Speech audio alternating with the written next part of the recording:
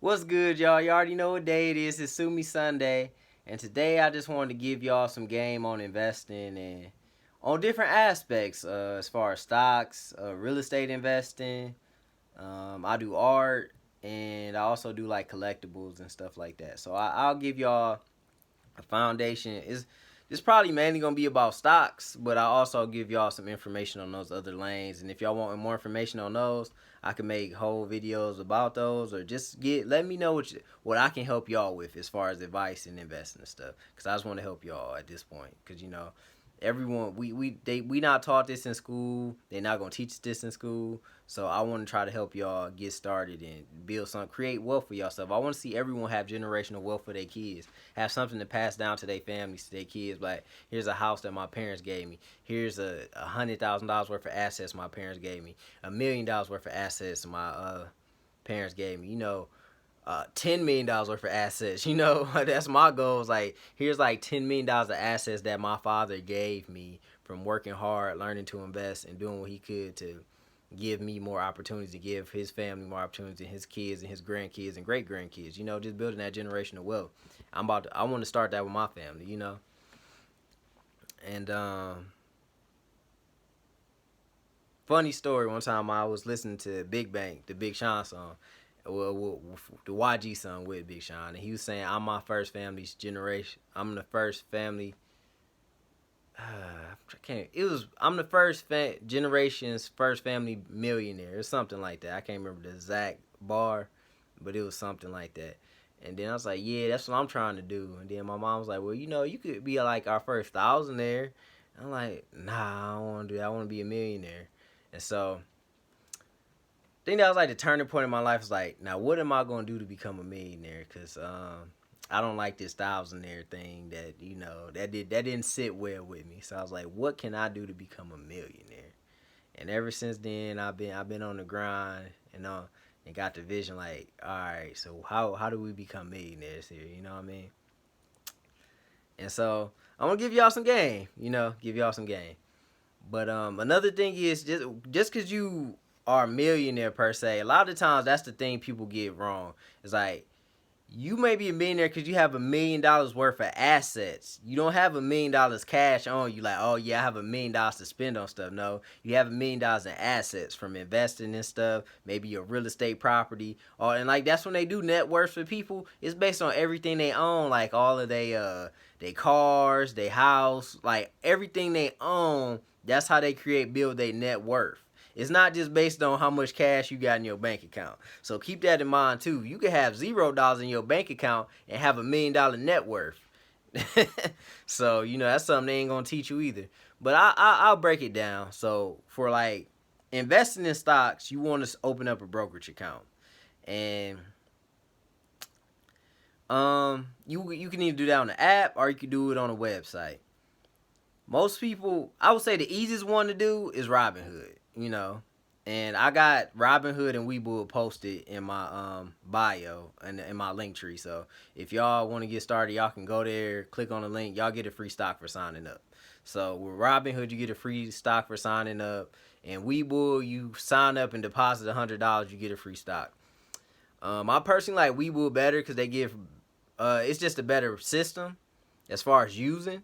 For me, after you get an understanding of investing, because it's easier to use, you can trade earlier in the day because the stock market's open from 9:30 to 4. But Webull, I think they let you start trading around 4 a.m. So you could trade early in the morning and stuff like that.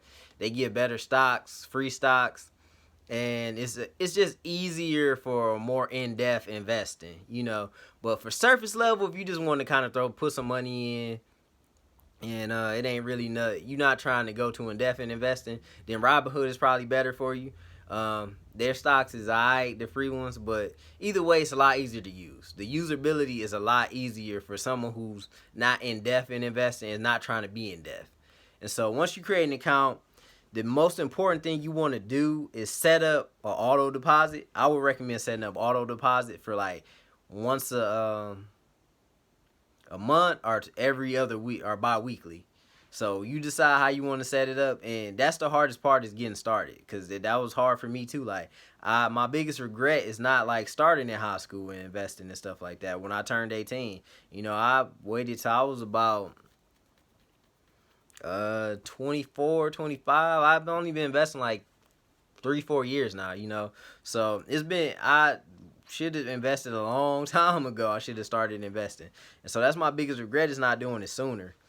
And so I'm just thinking about it, like if I would have started investing when I first was in high school, I might have accumulated like an extra uh, at least $10,000 from those investments now. Maybe even more than that. It might have done turned into 100,000. I don't know. I would have to run the numbers, but I could at least made at least an extra $10,000 by now just from investing sooner. Probably more than that, because I would have probably kept investing over the times while I was in college too. So it probably would have became like 100,000, maybe even $500,000 worth of assets. I don't know. I'm not.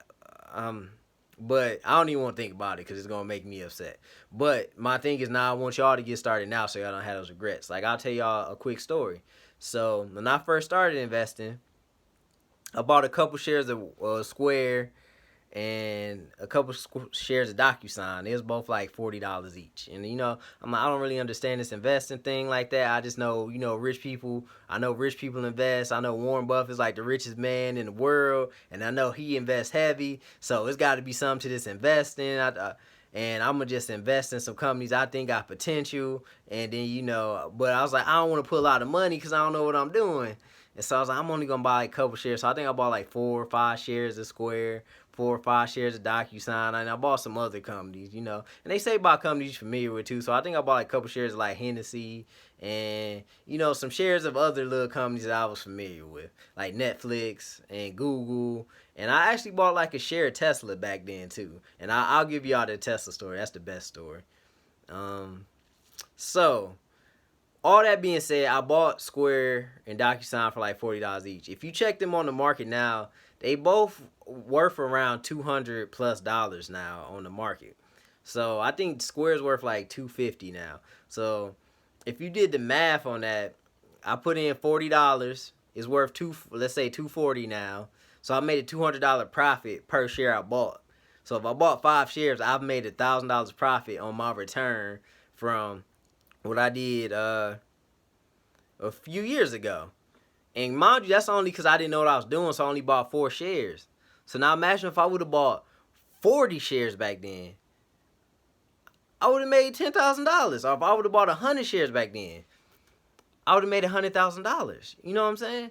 And it's just that thing that people don't realize. Like, it's the main thing about investing is having discipline. That's the most important thing, is having discipline. You have to have discipline to invest. So you want to take money that you're not going to spend. Don't like just be throwing money in that you need for bills and stuff like that. But like they say, invest money you willing to lose. Or in my opinion, just invest money you wasn't going to use anyway. Like if it was, you was going to buy some shoes, buy some clothes, instead of buying some extra clothes or shoes this month, put it in the market.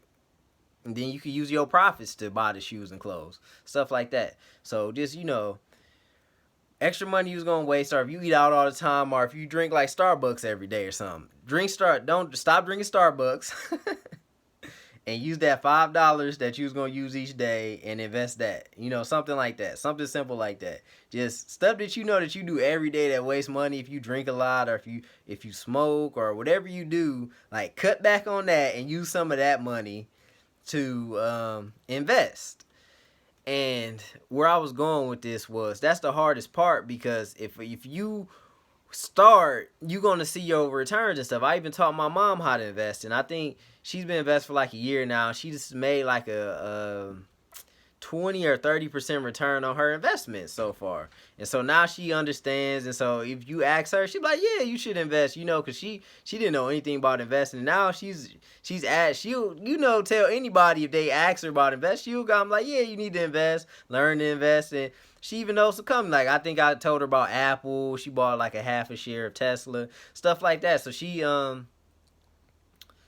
I help her pick some good companies, and she just invests on her time. And then I kind of refer to some of the YouTube. That's the other thing. It's a lot of YouTube people out here who give good like investing tips. So you can watch them. Sometimes they recommend good companies you can look into for yourself and say, hey, I like these companies, I'm gonna invest in them too. So some good companies to me are like Apple, Google, Tesla, Amazon, all those, even Square, DocuSign.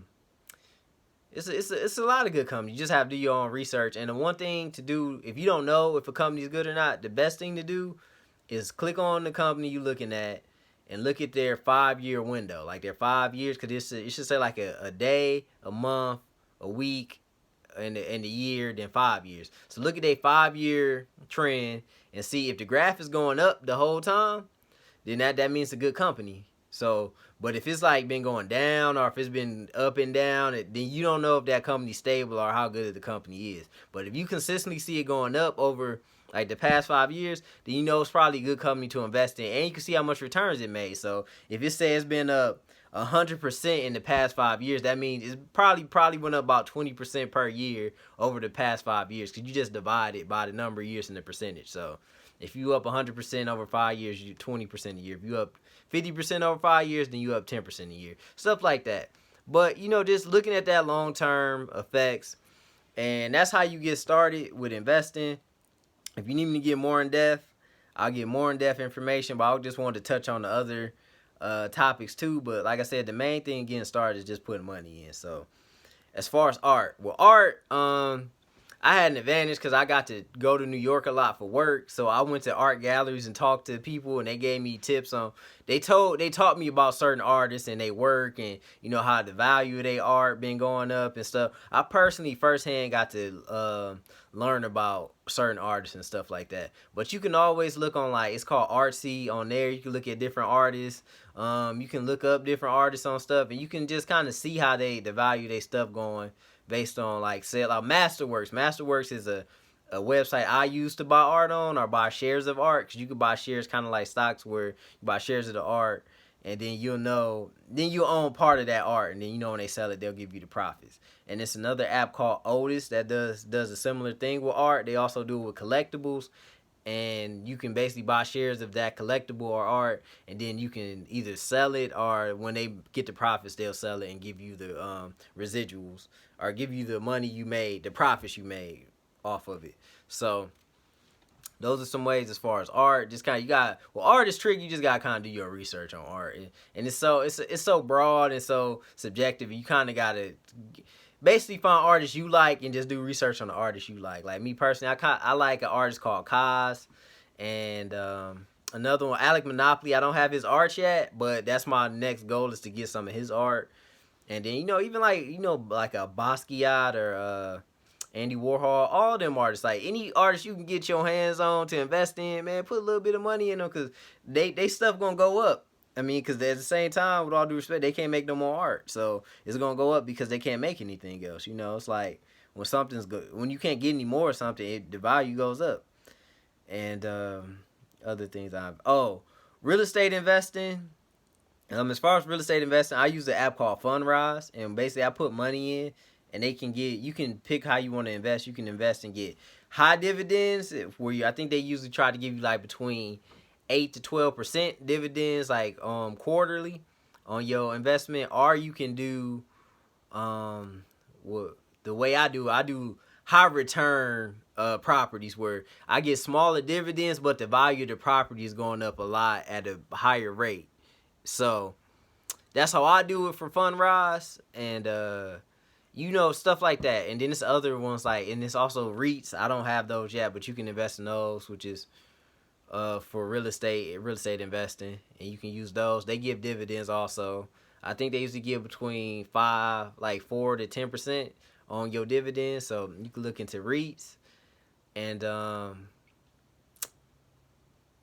those are the main things I invest in. So look into those different things. And crypto. You can sign up for like Coinbase. That's the easiest way to get started. Or you can just look into other platforms. But I don't got enough time for this video to really go in depth. But like I said, whatever I can do to help, if y'all want to give you some more tips on crypto, art, whatever, just let me know.